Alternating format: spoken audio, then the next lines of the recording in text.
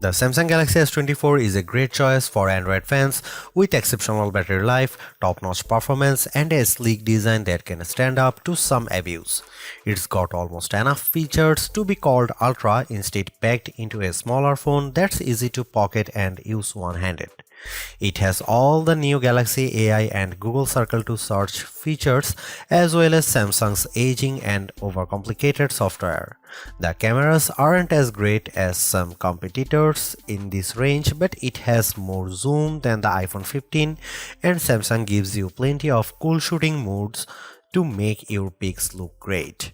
With a promising of 7 years of Android updates, this could be the best affordable Galaxy S phone Samsung has offered in quite a while. Samsung is a perennial favorite when it comes to smartphone displays, and the Galaxy S24 is no disappointment, but it also isn't the clear winner in any aspect. I enjoyed reading web pages, playing games, and editing photos on the smaller screen, and even small text was legible and sharp. The screen was also plenty bright, even in outdoor sunlight, taking photos with the camera. Samsung is not giving us the sharpest display with the Galaxy S24, and it's odd for the company to fall behind a bit. The Google Pixel 8 and iPhone 15 both have a higher pixel density, making them technically sharper, though you might not notice the difference. The Galaxy S24 can get brighter than both of those phones, but OnePlus is pulling some 4500 nit magic out of its hat with the similarly priced OnePlus 12, so Samsung isn't the resounding brightness winner. Overall, I had no complaints about the display unless I'm truly nitpicking. In our official lab tests, the Galaxy S24 had a wider color gamut than any competitor. Samsung is still sticky about Dolby Vision HDR support, which is what Netflix favors, but HDR10 Plus content look great, and you can find that on every other major streamer. While I like carrying a smaller phone, the 6-inch display on the Galaxy S24 isn't quite big enough to hold all of Samsung's features. The H panel is turned on by default, and it takes up so much room on the side of the phone that it was easy to swipe it open accidentally when I just wanted to use a back swipe gesture. The quick panel also became more complex, and this makes it harder to read and use on the smaller Galaxy S24 display than it was on larger Samsung screens. Overall, more software simplicity would help show off that screen instead of bogging it down with icons and menu clutter. The good news about software on the Galaxy S24 is that it can do just about everything the Galaxy S24 Ultra can do, short of using the S Pen. The bad news is that it can do everything the Galaxy S24 Ultra can do and no less. Every bit of complexity often designed for the largest smartphone display possible is still present in the Galaxy S24. It's a mess. The Galaxy S24 is super powered, there is no doubt. There are big software features like Samsung DeX, which gives you a Chromebook-like interface when you plug your phone into an external monitor. There are also fine, granular controls over everything from battery and power management to Wi-Fi and networking to screen response and menus too. Well, everything. There is no end to what you can do with the Galaxy S24, and it is easy to get very lost. Samsung needs to simplify. There are too many features that are impossible to find, like wireless power sharing, which should let me charge my earbuds by setting the case on top of my Galaxy S24. Unfortunately, I can't find the button to make this happen, not without a treasure map and a pickaxe. The software problems are starting to feel like laziness. In setting up my Galaxy S24, I was excited when my older Samsung phone found the new S24 quickly and offered to transfer all of my stuff. This process quickly failed without warning, and I had to repeat it. After it failed the second time, I was asked on another screen to use Samsung Smart Switch, which somehow worked. Why not just start there? The first time I turned on the Galaxy S24, I needed to update a ton of apps in the Google Play Store, and the updates failed, then disappeared. I opened the Galaxy App Store and found a slew of updates there as well, even though there was no notification. My Galaxy was suddenly downloading strange Samsung software including a blockchain manager. I don't use anything blockchain at all. Then there are all the apps. There are too many apps from Samsung, too many apps from Google, and somehow even Microsoft gets its own folder. On a Samsung phone running a Google operating system? Good job, Microsoft. I hope it got what it paid for. All of this just feels lazy or cynical or both. It doesn't feel like Samsung has my best interest at heart from the moment I started using the Galaxy S24. It feels like the software is pushing me to do more, to buy more and use more. I just want simplicity. I just want it to work. Sure, the Galaxy S24 Ultra is our top camera phone, but that doesn't mean the Galaxy S24 is a slouch. Most of the great work Samsung has done improving its image processing carries through here. Photos I shot with the Galaxy S24 look better, more natural than photos taken with either the Galaxy S23 or my iPhone 15. You also get a real zoom lens with the Galaxy S24 and it helps a great deal. Having a real 3x zoom brings you closer to the field on the stage even if the zoom lens is paired to a awfully small sensor that produces images with more noise and blur than I'd like. No matter, neither the Pixel 8 nor the iPhone 15 has optical zoom around back, and real zoom is always better than digital zoom, all things being equal. You might occasionally get better shots from the main camera on the iPhone 15 and the Google Pixel 8 does a better job with low light images, but the Samsung Galaxy S24 is much more versatile.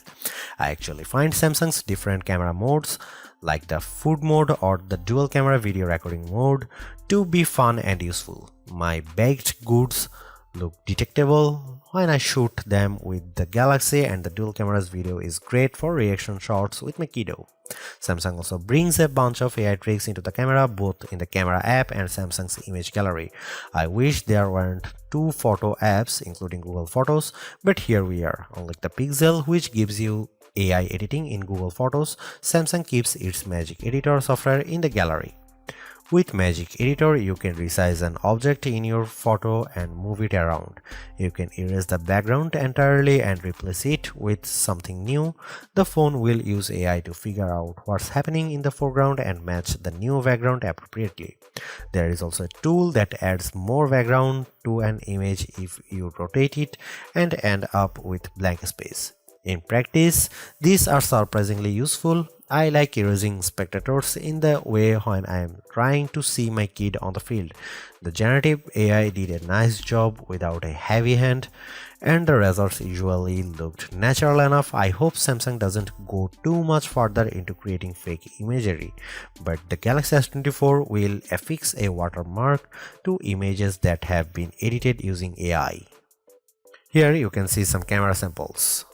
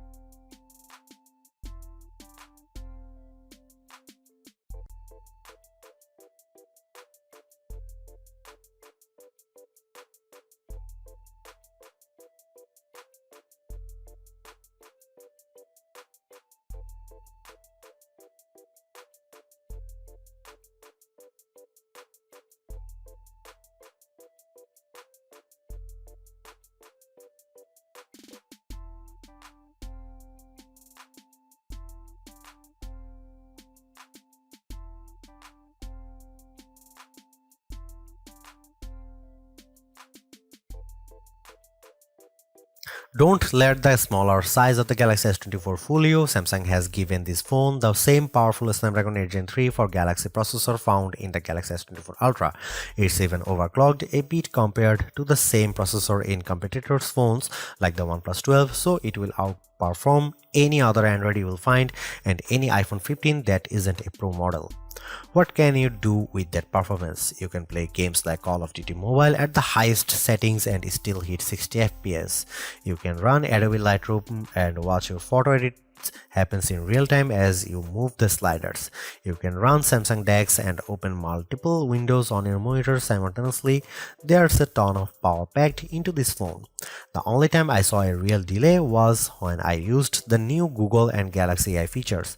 Holding down the home button to activate Google Circle to search took a few moments. In fact, I wasn't sure the feature was actually working at first because I wasn't patient enough waiting for it to start. Using Samsung's Galaxy AI features caused a similar delay. When I asked the keyboard to rewrite my text messages, there was a long pause. When I recorded a speech using the voice recorder, it could not transcribe on the fly like my Pixel 8 can, and there was a longer delay when I asked for a summary. It's too bad that Samsung has a performance leader that can beat a comparable iPhone, but the new AI features are the only thing that slows it down. It's unclear if this will get any faster with software updates, as the AI features are a mix of cloud services and on-device processing. There are bottlenecks with both. The Galaxy S24 Ultra technically outperformed the Galaxy S24, likely due to the extra RAM on board. The Galaxy S24 only ships with 8 GB of RAM installed, while the S24 Ultra comes with 12 GB. In practice, it was hard to see a differences unless I held the phones side by side, and then I noticed the Galaxy S24 Ultra finishing some tasks just a bit faster. The Galaxy S24 was still able to open multiple apps at once and handle gaming at the highest graphics levels, so I had no complaints about its performance. The Galaxy S24 has a battery that is only slightly larger than last year's Galaxy S23, but battery life has seen a significant improvement, giving me hours more active screen time and lasting a full day with little trouble. On a normal day of use, the Galaxy S24 lasted until bedtime with no trouble. On a day of heavy gaming and photography, I still lasted the evening with a quick top-up while I was making dinner. I wish the Galaxy S24 would charge faster, as things haven't improved since last year. I was able to get the battery to just over 50% in 30 minutes, just like with my iPhone 15. The Pixel 8 charges a bit faster, but cool phones like the OnePlus 12 can charge at extreme speeds and fill the battery completely in a half hour. There are plenty of adaptive modes to help you save battery life, but good luck finding them in Samsung's terrible settings menu. You can just trust that the phone will do a good job like I did, and occasionally turn on power saving from the quick settings panel, which will work nicely. Should you buy the Galaxy S24? You should buy the Galaxy S24 if you want a pocketable powerhouse phone. The Galaxy S24 is most powerful phone you will find at the size and this price. Samsung didn't skimp on its smaller models' power like Apple does. Many of Samsung's best Galaxy S24 features are made for work users, like Samsung DeX, which lets you run your phone as a full desktop computer to get real work done. Other phones in the price range don't give you the camera versatility of the Galaxy S24, which includes a real 3x optical zoom that outmatches the Pixel 8 and iPhone 15. Don't buy this Galaxy S24 if you want a phone that is simple to use. The Galaxy S24 is powerful and capable, but there is nothing simple about this phone. It is packed with features and many are turned by default, so there is a steep learning curve. All of your friends have an iPhone, then don't buy it. There are a lot of sharing features between iPhone users that make Apple's phone great, and it's worth considering if you don't want to be left out of the next name drop. If you are considering the S24 instead of the Galaxy S24 Ultra, let's be clear that the Ultra is the clear winner for cameras, battery life, and the performance, and that's before we take out the span.